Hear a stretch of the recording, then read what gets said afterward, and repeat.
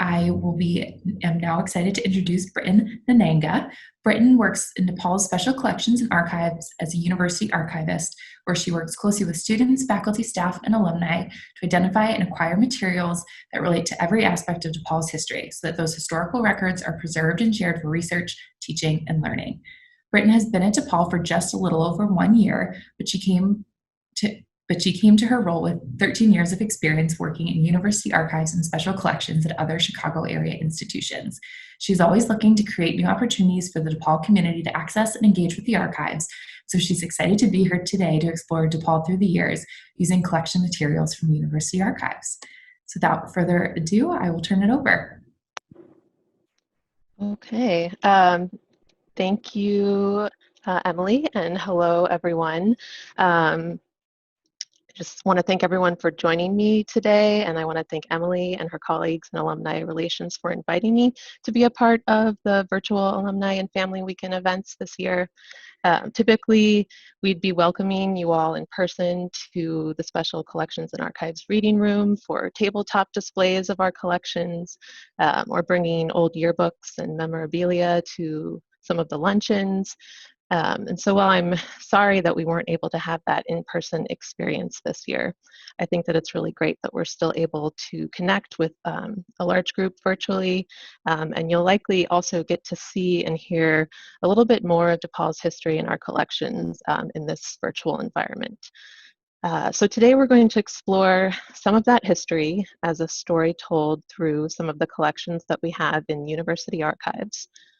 And archives and storytelling kind of go hand in hand. Archivists enjoy telling stories about their collections, but even more so, we enjoy helping others discover our collections, to use them and make sense of the past, present, and future, to tell new stories with different perspectives and endings, and really to understand their own experience and place in history. So as I'm telling you this story today about DePaul, about campus life and buildings and student activities and historical events, I'd like you all to think about your own stories and experiences as students, as alumni, or really whatever your connection to DePaul might be. Let's see. Okay, so with that being said, we're going to start the story by highlighting the very beginnings of the university with the earliest view of St. Vincent's Church that we have in the archives. So in 1875, members of the Vincentian Congregation of the Mission arrived to the north side of Chicago and established St. Vincent Parish at the corner of Webster and Osgood, which is now Kenmore. The founding pastor of St. Vincent's was the Reverend Thomas Smith, and that land area around the church was referred to as his farm. The St. Vincent's Church community grew pretty quickly, and Father Smith's original building wasn't really sufficient for the community.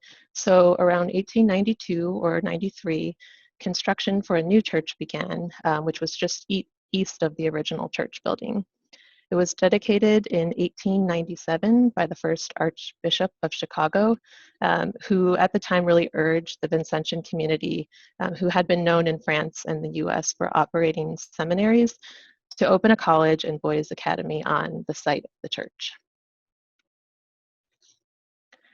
So it was just only a little over a year later when the charter for St. Vincent's College was approved and classes opened in the original St. Vincent's Church building, which had been refurbished with a top floor addition and renamed to College Hall. And so it was those two buildings, along with Father Smith's farm, that made up the original St. Vincent's College campus.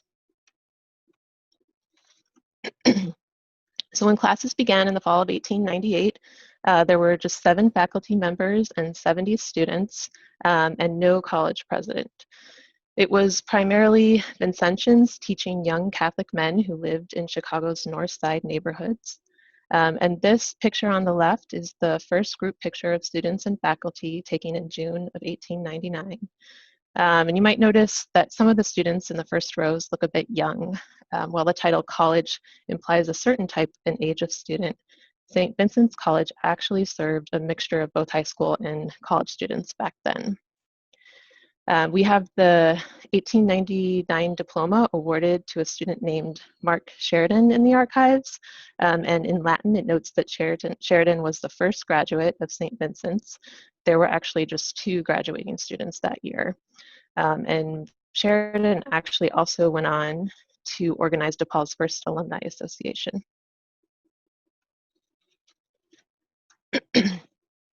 So those early students used Father Smith's farm to play sports between and after classes, and both football and baseball were an important part of athletics and student life at St. Vincent's College. So here's some images of both the football and baseball teams in 1901. And that year, students also voted to select blue as the school color, signifying loyalty.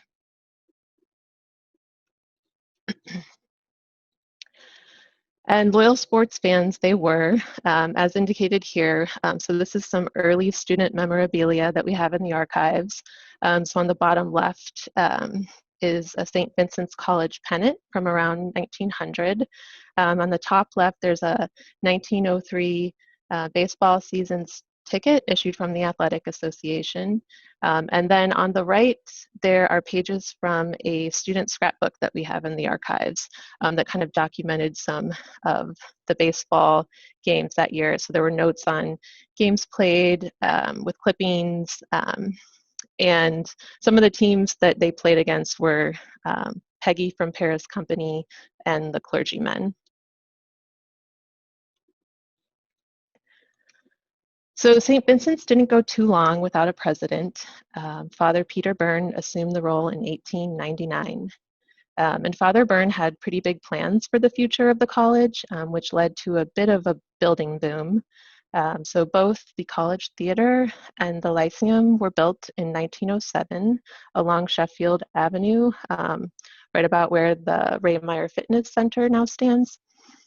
So the Lyceum had classrooms and rooms for university club meetings and social gatherings, and the College Theater, which was a Grecian-style building, was designed to be used, kind of as the name suggests, as an auditorium and theater for the school.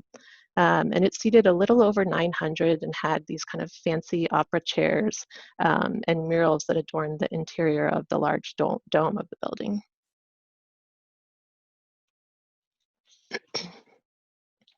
So unfortunately, that original college building didn't survive very long. It was demolished in 1906 to make way for what was referred to as a bigger and better building, what is now Byrne Hall. An administration building had also been erected kind of between the college building and St. Vincent's Church, and that had offices, a small library, and some faculty apartments. So with these 4 new buildings, student life and activities kind of expanded beyond athletics to include things like literary societies, science clubs, and other student organizations. And those groups kind of held their meetings in the Lyceum's social spaces and meeting spaces. And campus speakers and theatrical productions were taking place in the college theater on the stage. So these new classroom spaces and buildings kind of brought new programs as well, such as engineering and pre-med, and also increased enrollments. So it was kind of all of these things that led to the rechartering of St. Vincent's College as DePaul University on December 24th, 1907. And hopefully, as we all know, that name came from St. Vincent de Paul, who had founded the Vincentian Congregation of the Mission in France in the 17th century. Okay, so a few years later, in 1911, co-education was introduced at DePaul with a summer school. So it was a summer school program that offered a degree-related teaching qualification for Catholic women to trained women. And 2 women graduates of that program received their degrees a year later in 1912. And Brittan, you might have been cutting out just a little bit on this slide, so if you just want to chat a little bit more about what you were saying about women joining DePaul. Oh, okay, sorry. Yes, home internet issues, sharing my internet with my child who's e-learning and my husband who's also working from home. Okay, so I was just saying that on this slide that coeducation was introduced at DePaul in 1911 with a summer school program that offered degree-related training for women. And the first 2 women graduates of that program got their degrees in 1912. Okay, so these are pages from the first issue of the Minerva, which was a literary journal and chronicle of life at DePaul that started in 1912. It really provided kind of an important outlet for student voices on campus for the expression of ideas and opinions. It contained things like essays, poems, and notes on campus activities. And while most student organizations and extracurricular activities were still largely male at this time, the Minerva had a number of females on staff as editors and contributors. So this first issue describes DePaul as having blossomed into a full-fledged university within the short space of 14 years, with departments having multiplied rapidly. And the issue on the right, you can see, lists all of the colleges. And that year, the 1912 to 1913 academic year, there were 3 new schools that started up: the School of Music, the College of Law, and the College of Commerce. So growing enrollments and kind of combined with convenience led the College of Commerce to move downtown just a couple of years later to 37 South Wabash Street, which inaugurated DePaul's second campus. Law classes followed suit the next year, and both colleges moved into what was known as the Tower Building at Michigan and Madison, which you can see here advertised itself as the Center for Business and Shopping Activity. And it was described by students in the Minerva as being in the heart of the city, courts and libraries, besides possessing the added advantage of a splendid and stimulating view over Lake Michigan. So the 2 campuses eventually became known as the downtown campus and the uptown campus. And each were kind of beginning to develop their own distinct identities, student demographics, and campus cultures. So, which really kind of grew and diversified throughout the 1920s and the 1930s. This era has also been referred to as the college spirit era of DePaul's history. So yearbooks and student newspapers, dances, football, basketball, and fraternities and sororities kind of prevailed during this time. And if you've ever wondered but hadn't yet heard why students at a Catholic university came to be known as demons, it was around 1922 when an unnamed journalist first used the term blue demons to describe DePaul athletes. The name kind of evolved from the term D-men for the letter D that athletes had on their sweaters, and articles kind of in 1924 and 1925 used a mix of names, D-men, blue demons, and blue devils. But sometime eventually blue demons kind of overtook the other competition. DePaul student journalists published the first issues of the student newspaper and yearbook in 1923 and 1924. And so the newspaper was first issued as the DePaul Poll Parrot, and then it was renamed to the DePaulia. The first issue of the DePaulian, which was the university yearbook, appeared in 1924 and had kind of names and photographs of seniors, as well as some students that were involved in student groups. There were more than a dozen student groups that year, ranging from things like French Club and Biology Club and the Mary Club, which was aimed to foster kind of social happy relations among women.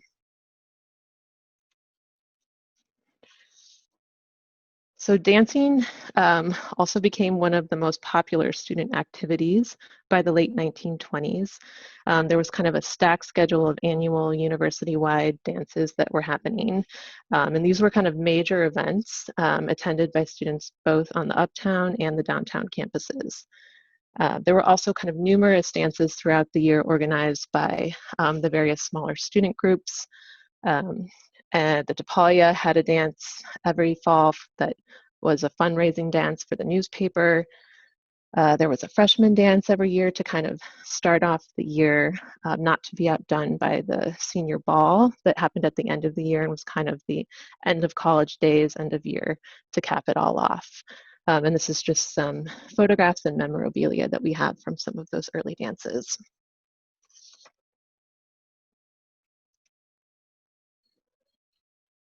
Okay, so many of these dances were held in that college theater building, which was remodeled into a gymnasium and renamed to the University Auditorium.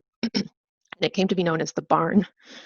The Blue Demons' first intercollegiate basketball games held during the 1923 to 24 season were played in the Barn. Student-produced dramas and musicals were performed in the Barn. It was essentially kind of the social center of the Uptown campus around this time. And then, meanwhile, downtown, DePaul's growth and expansion kind of shifted to this campus. So the law school and the commerce classes downtown were doing really well. And so DePaul decided that building its own skyscraper in the area would be a wise investment. So a 17-story building was constructed in 1928 at 64 East Lake Street. So some of the floors were rented out to other businesses, but most of the floors were used by DePaul to house a theater hall, administrative offices, a secretarial school, liberal arts classes, the law and commerce classes, and then on the very top floor, there was a large social lounge. So at this point, DePaul really had kind of significantly more classroom and office space at the downtown campus than they did uptown. And they actually served quite a bit more students at the downtown campus at this time, several thousand students as opposed to 600 at the uptown campus. And the downtown students hung out at Pixley and Ayler's, the restaurant that rented the first floor of this building. It was essentially kind of like the DePaul cafeteria. Sock hops were held monthly in the theater hall on the fourth floor of the building, and there was kind of a healthy fraternity and sorority social life at the downtown campus.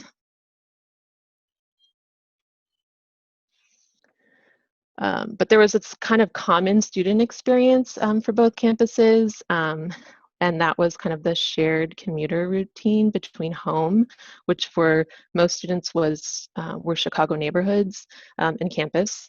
And DePaul was characterized as kind of urban and non-elitist and a city school for city people.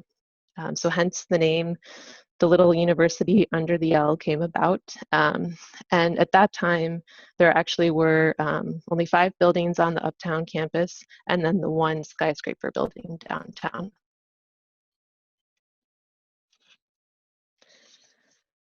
So some of DePaul's more enduring student traditions also got started around the same time and lasted all the way into the 1970s and the 1980s. And although a lot of these traditions kind of equate to what we would call today as hazing, back then it was kind of all in the spirit of good-natured class rivalry, and it often was a way for freshmen to kind of develop friendships and loyalties. So beginning in the 1920s and continuing into the 1970s, DePaul freshmen could easily be spotted by the green beanies that they wore on their heads.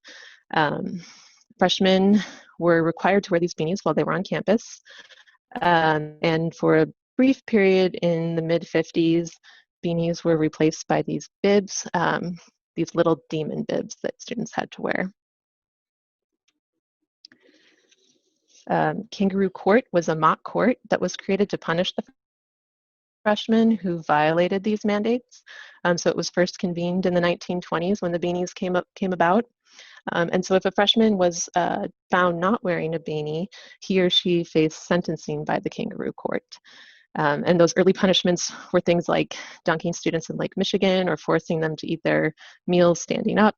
And then later punishments included things like shaving cream pies to the face and wearing silly outfits. So the beanies had to be worn through the fall until the annual push ball contest.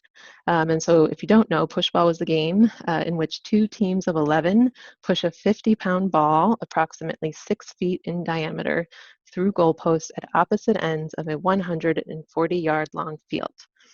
The freshmen could lose their hats if they won the push ball match, or if they lost, they were subjected to another week of the beanie dress code.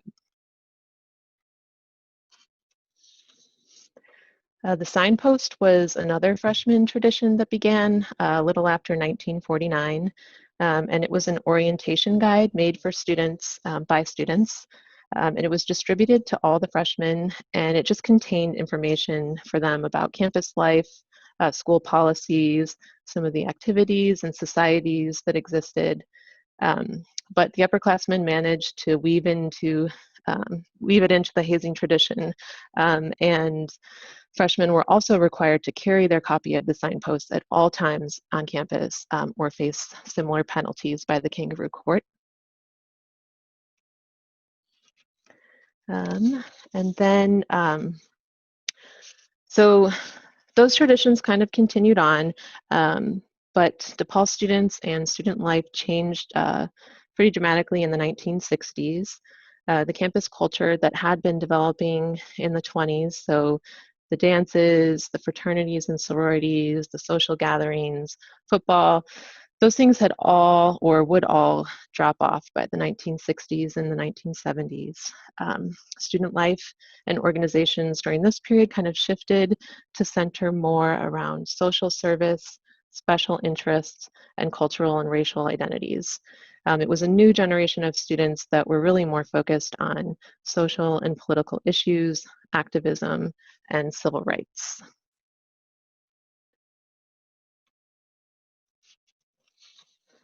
So in 1967, the student staff members of the DePaul held marches and sit-ins after university administration appointed a student who had only been on staff for one semester as the new editor of the newspaper.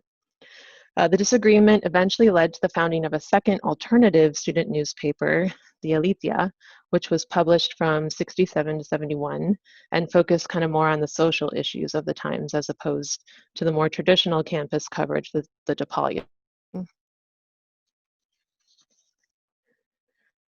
The students of the 1960s were also very aware of kind of the major issues happening on the national scene with the growing civil rights movement.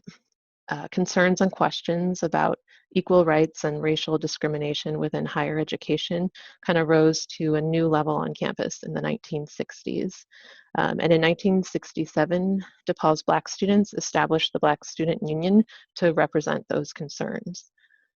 So in the spring of 1968, the BSU issued a series of demands to the university administration, including an end to discrimination against Black students in university services and organizations, and wider recognition of Black culture in academics. Over the course of the next year, Black students became increasingly dissatisfied with the university's response to those demands and kind of the slow pace of change. So in May of 1969, the BSU staged a takeover in the Sac Pit and issued a new set of demands. A few days later, an arsonist fire broke out in the Lyceum building, which was where the BSU had their headquarters, and then a general strike across campus followed where students didn't attend classes for 2 days. So this whole series of protest actions kind of resulted in opening up better lines of communication between the university and Black students, and eventually led to DePaul's first classes in the field of African American studies. So that activism and protest activity on campus kind of continued into the 1970s with a lot of anti-war demonstrations happening on both the downtown and the uptown campuses. DePaul students were also becoming more diverse. There was an increase in minority student representation on campus, as well as an increase in students coming from outside of Chicago. So as a result, some new buildings were acquired and built. Construction was completed on a new student union building. DePaul's first permanent residence hall was built, which is now Monroe Hall. And DePaul acquired the former McCormick Theological Seminary campus, which added 7 acres to the Lincoln Park campus and 5 buildings, which allowed even more space for students from outside of Chicago to live on campus in those dorms. And in 1979, the Blue Demon basketball kind of reached a new height when for the first time in DePaul's history, the team made it to the NCAA Final Four. They were led by Coach Ray Meyer, and the team played their home games in Alumni Hall at that time. So Alumni Hall was located where the Student Center is today. And as Ray Meyer and the DePaul basketball team kind of won more and more, attendance at games at Alumni Hall expanded.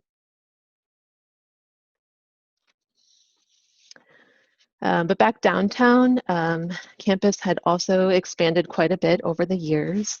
In 1981, DePaul officially renamed the downtown campus the Loop campus. At that time, it was a 3-building campus with the Lewis Center, O'Malley Place, which were both located next to each other on Jackson, and the Administration Center on Wabash. And while the Lincoln Park campus had kind of developed into more of a residential campus, new programs in the Loop, such as computer science and a school for new learning, brought in more adult students. And that kind of created more distinct differences between student life at the 2 campuses.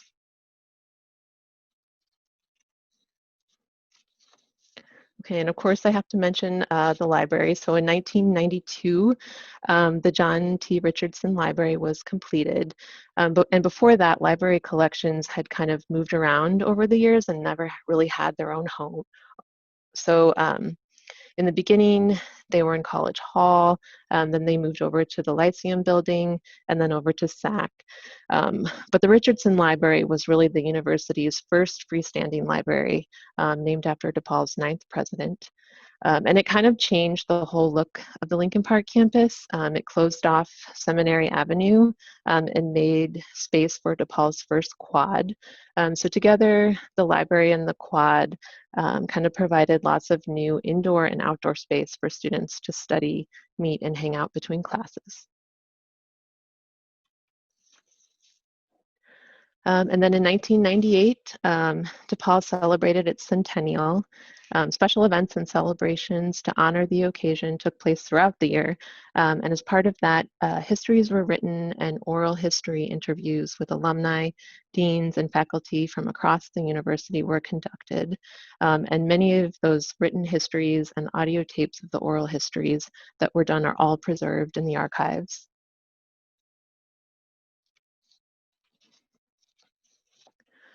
And then kind of going into the new millennium and lasting to today, DePaul has grown into the largest Catholic university in the US. The campus continued to expand in these years and now includes multiple state-of-the-art and award-winning buildings and corresponding programs, such as the Holt Schneider Performance Center, the Theater School, and the Art Museum. And student traditions today include things like Fest, the annual student-run Spring Music Festival on the Quad, and Chicago Quarter, kind of today's version of the freshman tradition where first-year students Discover Chicago and explore Chicago courses to get them familiar with the Chicago community, its neighborhoods, its cultures, people, and organizations, as well as kind of getting students familiar with campus. So that's kind of the story of DePaul through the years, from its modest beginnings as St. Vincent's College to the little university under the L to the largest Catholic university in the US, as told through some of the materials we have in university archives. In this version of the story, I've really focused more on some of the buildings and student life in the campus climate, hopefully to demonstrate the relevance of the relationship between the physical spaces on campus and the lived experiences of students, as well as the importance of student voices in documenting university history. But the story isn't over. At the beginning of my talk, I asked you all to think about your own stories and experiences, because the work to document university history is obviously ongoing. So maybe something that you saw or heard here today sparked a memory about your own experience, or maybe nothing here today resonated with your DePaul experience. But really, either way, you might have a story to tell that, if shared and preserved, helps provide a better understanding of the broader history of the university. And so as an example of something that we're doing right now in university archives, kind of along those lines, is a project to document the DePaul community's COVID-19 experience. So I launched this project back in April, not too long after everything shut down and everybody shifted to working and learning remotely from home. And I created this online submission form and invited anyone from the DePaul community to document and share their personal stories from the COVID-19 outbreak, as well as kind of some of the recent movements for racial justice. So basically, so that we can actively record kind of the varied lived experiences during what is very clearly a pretty significant historical moment right now. So this is just kind of a way to ask you to further think about your stories and experiences right now, and encourage you to participate and share your story with this project if you're so inclined to do so. Pretty much anyone within the DePaul community is welcome to participate. We've received lots of different types of materials, from journal reflections, photographs, audio, video materials. Students have created artwork, written poems, and so really just anything that students, faculty, alumni, staff are doing to kind of document their experience of what's going on right now.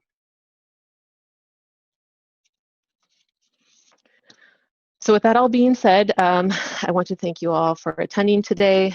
This is my contact info. If you have questions about anything that I said or showed today, if you're interested in documenting and sharing your experiences, and then also sharing the website and social media handles for special collections and archives, if you want to check out more about our collections and our services. So yeah, thank you again, and I'm happy to open it up for questions or talk more about anything that I said or showed today. Thanks.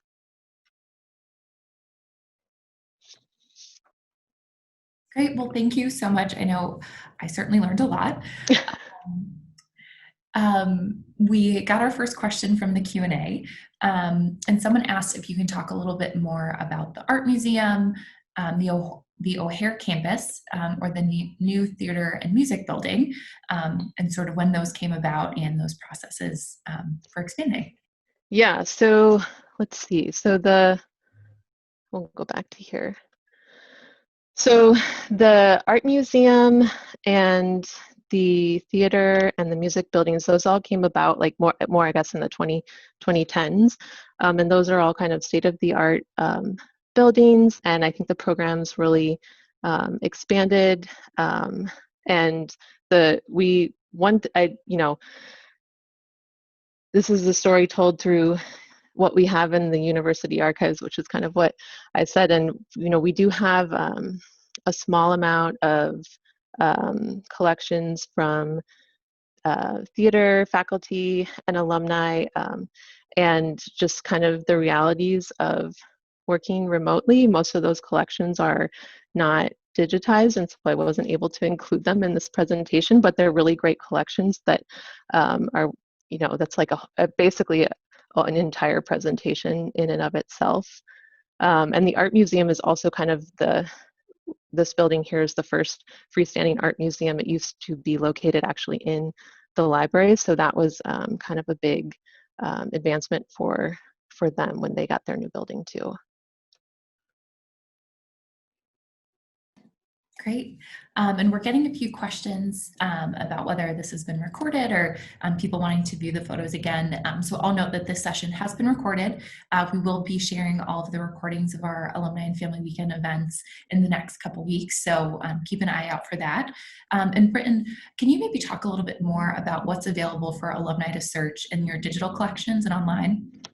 Yeah, so let me see if I can change my screen share and demo a few things.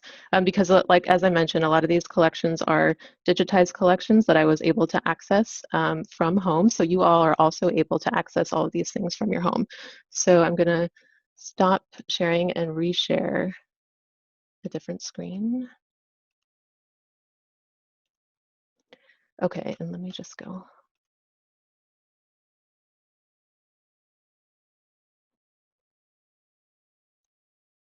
Okay, so can you all see the library's main webpage right here? Good, okay. So this is the library's main page from which you can access the special collections page.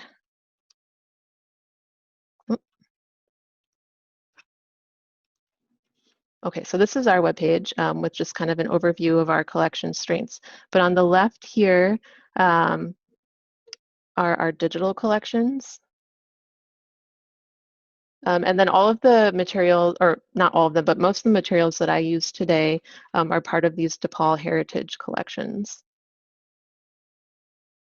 So this is basically all of the digital materials that we have divided into the student newspapers, university buildings, university photographs, and yearbooks. So they're all full text searchable. So for instance, here's the DePaul page. You can browse the student newspapers. You can enter in specific search terms here at the top right. If you want to search for a person's name or an event or a building or something that you remember happening on campus. We'll go back because one thing that we bring out and show a lot during alumni events are the yearbooks, and those are all actually also digitized and available online. So the same thing, you can browse them by year, and the beginning ones, the Minerva are here, and then the DePaulian starts down at 1924. So you can browse them by year. You can also search them the same way for your name or an alum's name or football, basketball, a club that you might remember. And then the building photographs. So same thing, there's a little more options with the building photographs to kind of filter through, but you can search for a building name, an address, a campus, so Lincoln Park, Loop Campus. I'm not sure.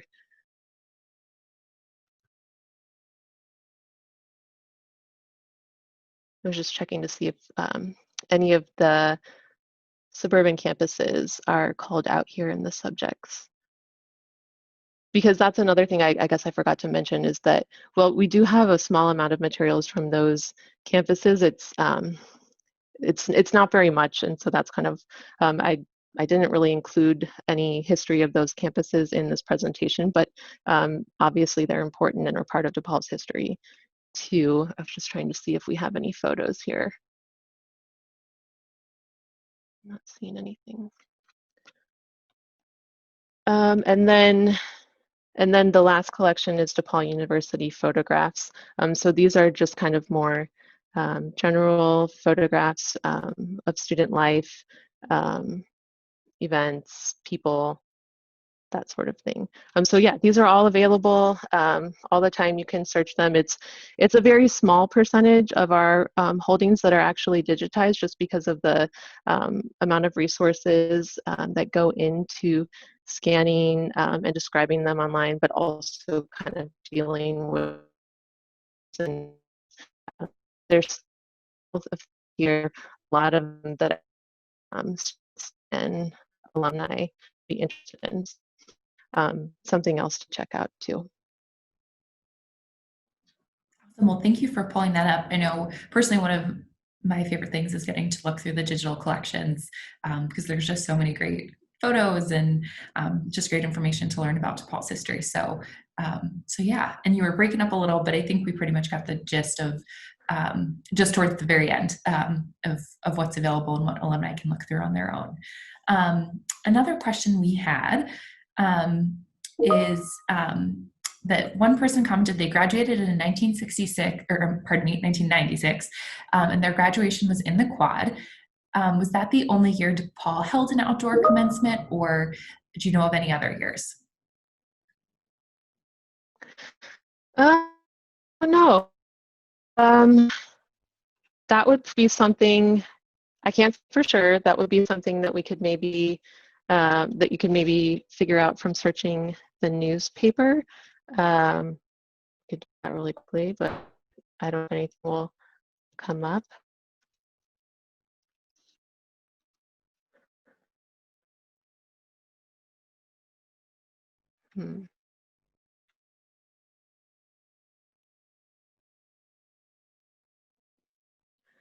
So I can't actually, so I don't think this actually was, but yeah, you know, sorry, I can't say for sure if that was the only year it was held outside, but I can certainly look into it and let you guys know. Perfect. Yeah, I know that was more of a specific question, but I know you're so knowledgeable, so I figured it couldn't hurt. Another question that we got was if there are any new buildings being planned on campus. One, I know, of course, we just talked about the Holtschneider Performance Center, which was open recently, and there also is the Sasha and Eugene Jarvis Opera Hall, which was recently opened and is attached to the Holtschneider Performance Center and the new School of Music building. So that's one that certainly has been open recently. From my knowledge, I'm not aware of any other new buildings that are being planned, but Brittan, if you have any insights. I'm not aware of any other new buildings that are being planned right now, especially given kind of the state of things. So yeah.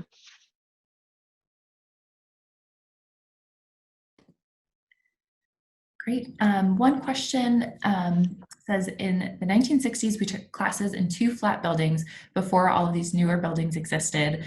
And the DePaulia and DePaulian offices were both located in those buildings. Do you have any photos of those, or do you know what people might be able to search for if they want to look on their own?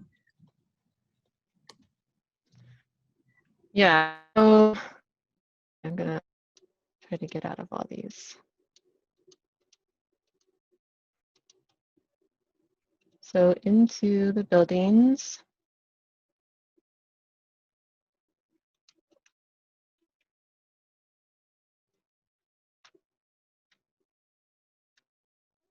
They are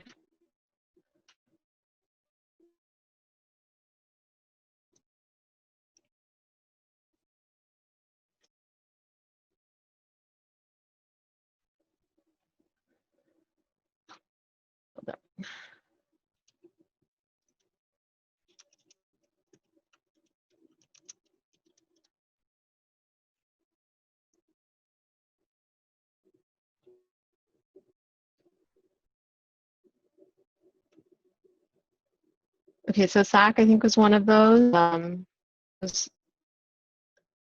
There's plenty of images of that. And then Stewart, I think, is the other one.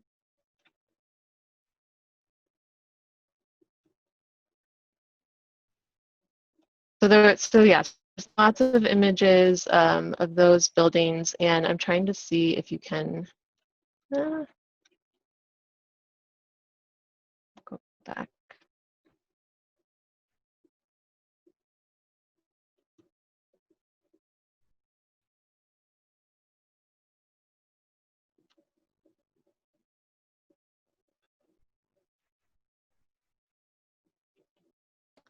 So subject-wise, you can also kind of search for the buildings here.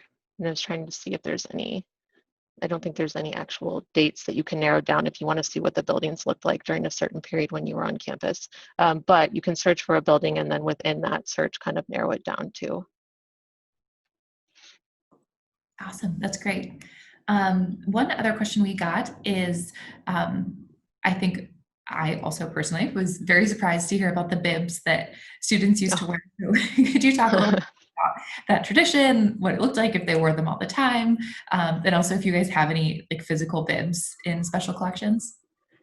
Yeah, so we don't have any of the physical bibs, but yeah, it was kind of like this a brief thing that took over for the beanies. So students weren't required to wear the beanies on campus, but they were required to wear these, baby bibs that, and I think some of them even said like um,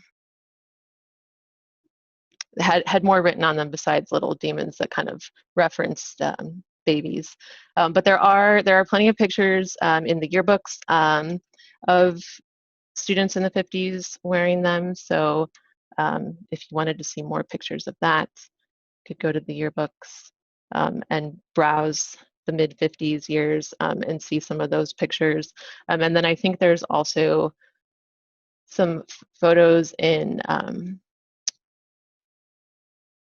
the DePaul University photographs collections too of students wearing the bibs. Actually, this might be one here. Oh no, but yeah. So there's plenty of other photos in the yearbooks and in the photograph collections of students wearing those bibs. And I think it was just, someone had an idea to switch it up, switch the hazing tradition up a little bit, but it didn't last long. And beanies were kind of like a nationwide campus tradition. So a lot of college campuses had kind of this freshman hazing tradition of wearing beanies. So I think eventually that kind of came back to replace the bibs. Great. And then one other question we got was more about Fest. And if you could share some more of like the origins of Fest. It was my understanding to some extent there were some different variations of music festivals that took place on campus as well. So any insights you could share on that would be great. Yeah, so there was definitely other kind of spring type traditions that happened kind of as early as the 50s too. So like having like a track and field day kind of event in the spring every year. And then I think in like the 70s, there was, is sort of when Fest came about, but it was more of like more specific jazz fest that happened. And then Fest as we kind of know it today started a little later, like in the late 80s, I think. So it kind of like there's always sort of been this kind of springtime annual tradition to kind of get students out and gather socially. And it started as more track and field athletic type social things and then kind of transitioned over the years into the fest as we know it today. Great. And I will also give a plug. Some of my colleagues in Alumni Relations created a Fest playlist that you can find on Spotify. So if anybody's interested in taking a trip down memory lane and listening to some old songs that were performed at Fest, you can find that on our Alumni Relations website. And this year we also created a 50-year club playlist with submissions from some of our 50-year club volunteers. I know some of you are on the call, so thank you for your suggestions. And that's available online as well. And that's specifically on our Alumni Family Weekend website. So yeah, just a note on that. It doesn't look like we have any other questions from the audience. If anybody has anything, feel free to chat it now. But Brittan, before we sign off, is there anything else you want to share? Or any other final thoughts? I think that's it. I just thank everyone again for coming today and listening. Hopefully you can spend some time on your own looking through our digital collections to kind of find images and stories that you're interested in looking for from your own experience. And then, yeah, if anyone is interested in documenting any of their own DePaul experience, just to reach out to me. To my email was on the slide, but then it's also if you just go to the Special Collections webpage, and our staff listing is here, and here I am right here. So thank you. Yeah. Yeah, well, thank you so much for spending your lunch hour with us. This was so great and so interesting, and I think a really fun way to look back at some of DePaul's history to celebrate Alumni and Family Weekend. I will also mention if anybody wants to reach out and work with Brittan to record and share some of their own materials, also feel free to just email the Alumni Weekend at depaul.edu email that you received your pre-event email from, and we'll make sure we get you connected as well. So yeah, at this point then we will wrap it up. Thank you all for joining us for this event. I hope we'll see you at some of our events coming up for the rest of the weekend. And if not, have a great rest of your day. Thank you.